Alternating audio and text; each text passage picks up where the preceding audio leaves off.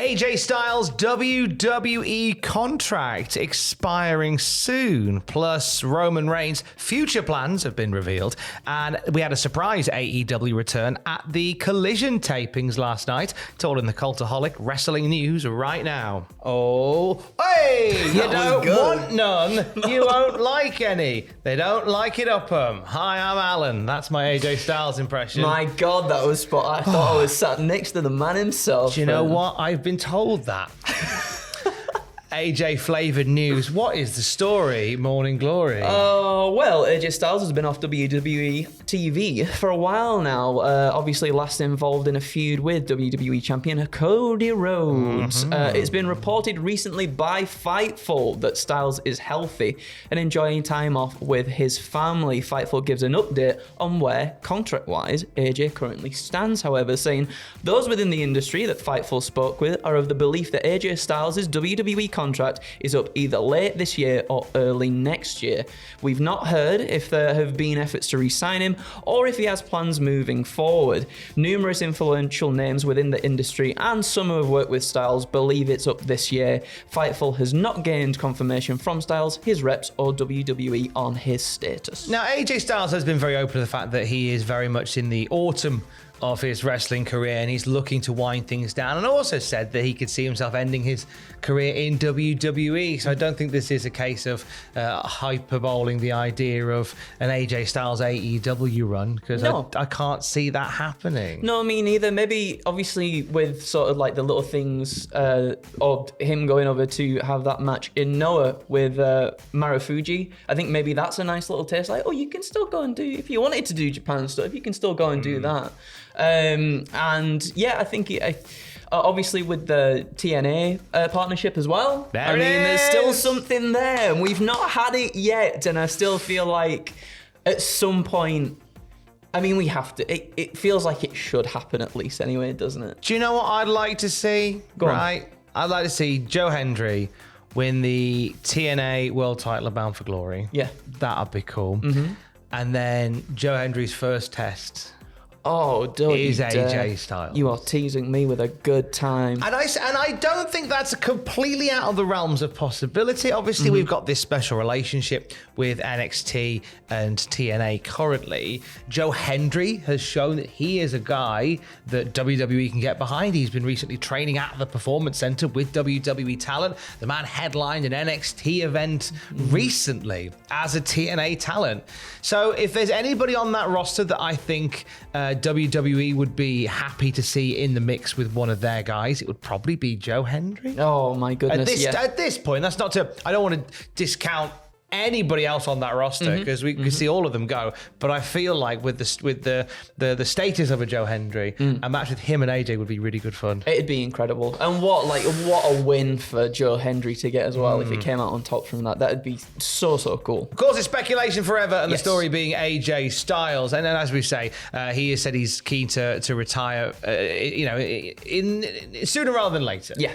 In terms of there's more time behind him than there is in front of him in ring. Would love to see him get one more WrestleMania moment in amongst all of that as well. Of course. Obviously he can still go as well. Those matches that he had with Cody were so good. Yeah, we are talking like he's decrepit. Yeah, right? And he's certainly far absolutely not. He's so good still. And yeah, a big WrestleMania match for AJ would be really, really cool to see. I'd like that as well. Well, look, we'll keep you up to date on what's happening with AJ Styles' contract, whether or not things change. We'll let you know at cultaholic.com. Some changes regarding future plans for Roman Reigns. He is back on SmackDown recently. The OTC, or over-the-counter, has been taking shots towards the Bloodline. He's going to team with Cody Rhodes next weekend in that tag match against Solo Sikoa and Jacob Fatu. And according to WWE.com, Roman Reigns is going to be part of SmackDown for many weeks to come. They have confirmed that Roman Reigns will be at SmackDown on October the 11th in Greenville, South Carolina, October 18th in Columbia, South Carolina, October 25th in Brooklyn, New York, November 8th in Buffalo, New York, November 15th in Milwaukee, Wisconsin, and November 22nd in Salt Lake City, Utah. That plus Survivor Series means that Roman who has had a long time as a not a variety act, as a surprise, not even a surprise, a rarity. That's the word I was trying to pull out of this old brain of mine. A rarity on SmackDown. It looks as if he's going to be part of the furniture for at least the next couple of months. Well, yeah, we're ramping things up, aren't we, to Survivor Series, and what we imagine will be. We keep saying this like it's a given, but it feels like it's the right thing to do. A War Games match between New Bloodline, Old Bloodline. It feels like we're sort of ramping up towards that, and it would make sense for Roman Reigns to have more of a presence on TV leading up to a big match like that as well. Staying with some faction-flavoured findings, Wyatt Six have been teasing a new member, speculation, and a few hints on the programming suggesting it could be Alexa Bliss making a comeback.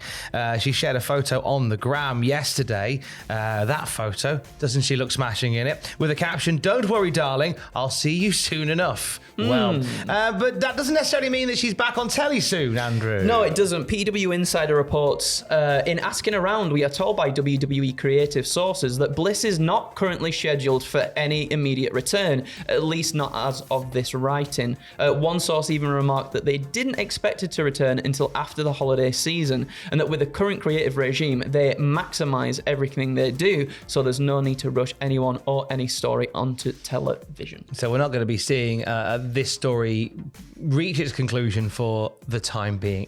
Or it's a story that doesn't involve Alexa Bliss. But it's very deliberate to put a Lily doll on Raw.